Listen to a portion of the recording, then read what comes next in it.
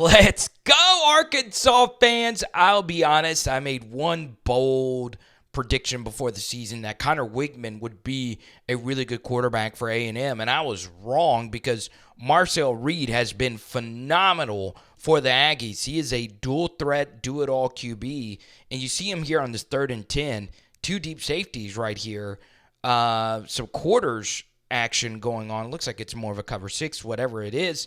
He throws an absolute strike right in stride to Moose Muhammad, who's been a thorn in a lot of SEC defenders' side over the past couple of seasons.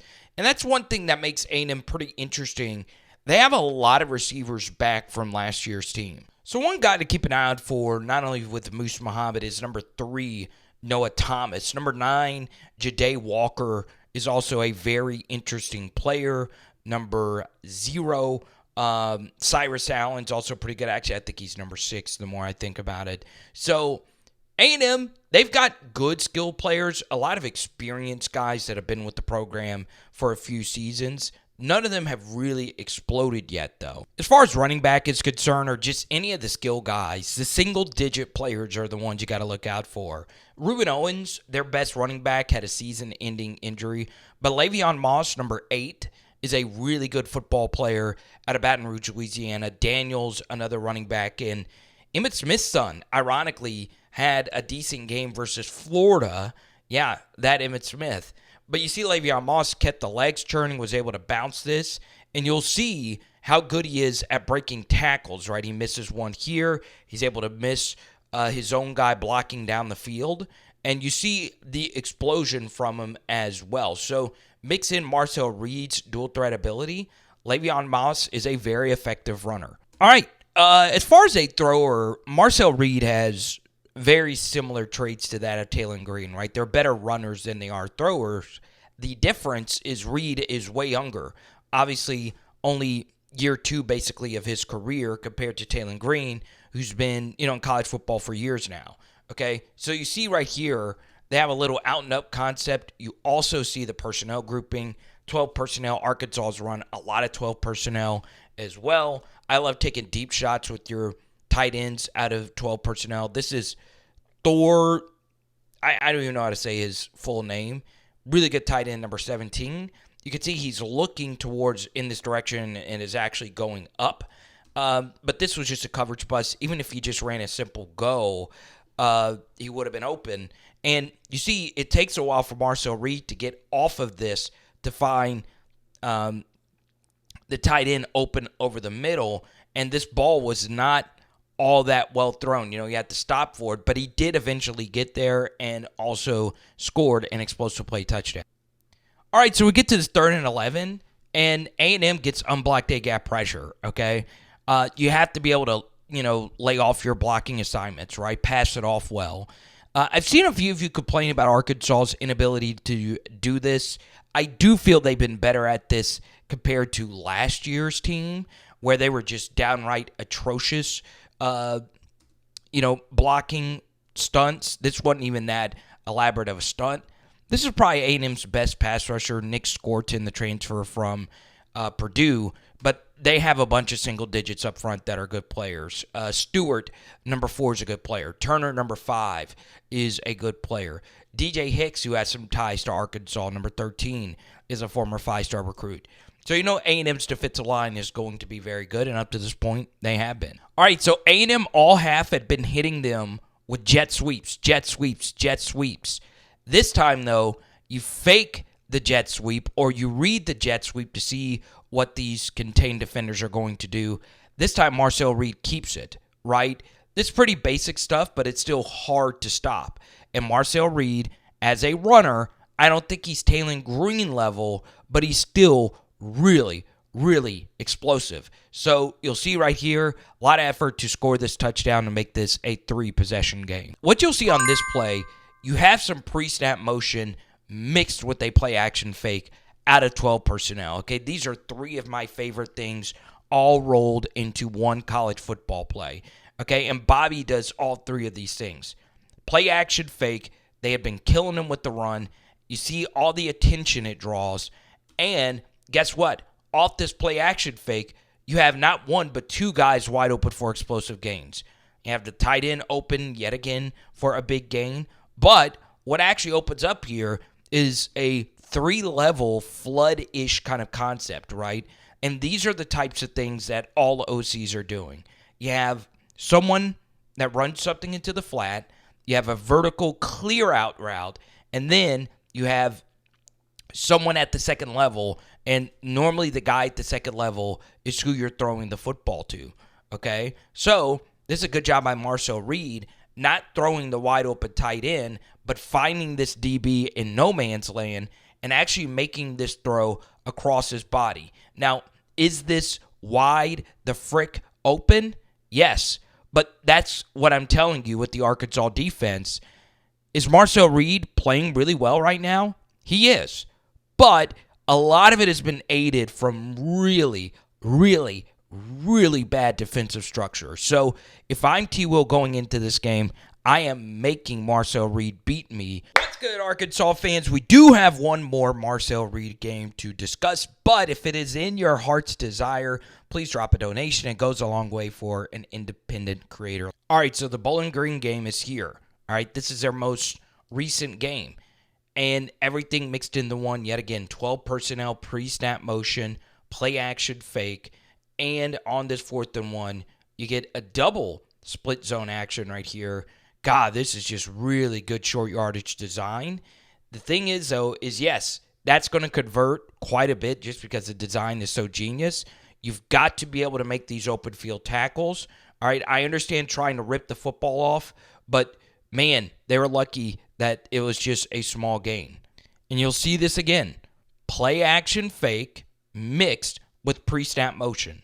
All right, out of 12 personnel. It's really, really difficult to deal with, okay? And for those that don't know, 12 personnel, the first number represents the amount of running backs on the field. The second represents the amount of tight ends, okay? Play action fake with pre-snap motion, especially knowing that A&M runs a lot of these jet sweeps, and you have the tight end on the go, okay? The safety does a good job finding the tight end on the go, but this still required a really good throw and a really good catch from the tight end, Oglestrom, whatever his name is. He's a good player. All right, we get to this 3rd and 9. And yes, Auburn has really good defensive linemen. Don't get it twisted. But A&M, they have a lot of block shedders, okay? So the two rushers down here get doubled, which creates one-on-one opportunities here at the top. Okay, now watch this swim move versus a tight end. Bang, he's past it, okay? Even though there's a running back here, he makes the running back miss as well, okay? But he's not the one who got the sack. It was a one-on-one matchup versus a guard, and this is what A&M's going to do. They're going to crowd the line of scrimmage to help get their best pass rushers in one-on-one situations versus guards. That's a perfect teach tape rip move to the inside, and that is a lot of A-gap pressure. Not even Taylen Green is getting out of that, y'all. You've got to be able to block these guys up front. Here they are in a run fit, okay? Once again, this is more of a defensive end type of player, Turner, going up against a guard. So you think in a run fit, especially considering he doesn't get a really good jump off this football, the guard has a step on him, okay? But look at Turner's quickness. He's still able to beat it and just completely blow this play up, okay? This is a young man with Arkansas ties, DJ Hicks. He's also blowing this play up. And look at these run fits. It's just good stuff. Okay? Alrighty, Arkansas fans. This is a game between two quarterbacks that are very similar, all the way down to their jersey number. Okay? So you see right here, this is a 3rd and 5 where Marcel Reed picks up the yards. It looks like it was a quarterback draw all the way. It very well could have been, though, he just took his eyes off the field. I do think it was a QB draw just based on the alignment of the offensive line. But now we get to this 2nd and smack over. I mean, this is a lot of yards to pick up here. And, well, you'll see what happens. There actually is a wide receiver here to the left that gets open, right? It's pretty clear this is a 3-on-3 situation over here. And I would like any intermediate ball right here on this 3rd and 3. It looks like this DB is taken by the vertical, but you'll see that Reed takes his eyes off down the field, right? He doesn't go through his progressions. And what Bowling Green decides to do is say, look, we're not going to let you just tuck and run on second and McCrory here or second into Queen. Insert any Arkansas town there. I'm still looking for the best Arkansas small town festival. Comment below, okay?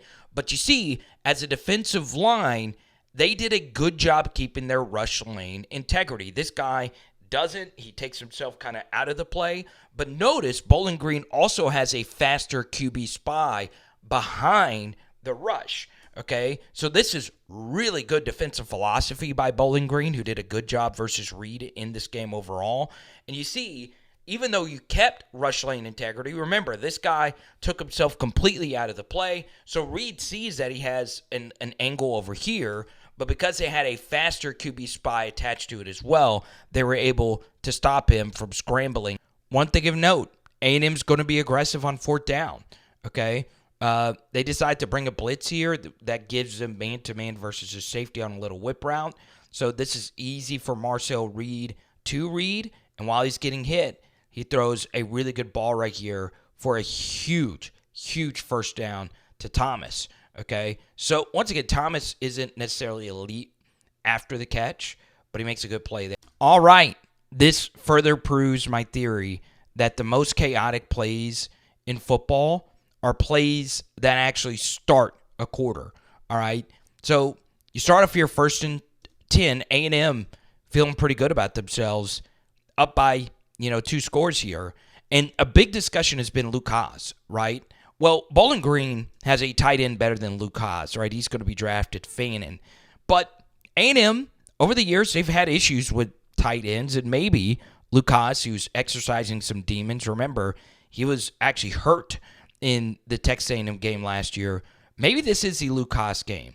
All right, Fannin runs wide open. Quarterback is getting hit when he throws it.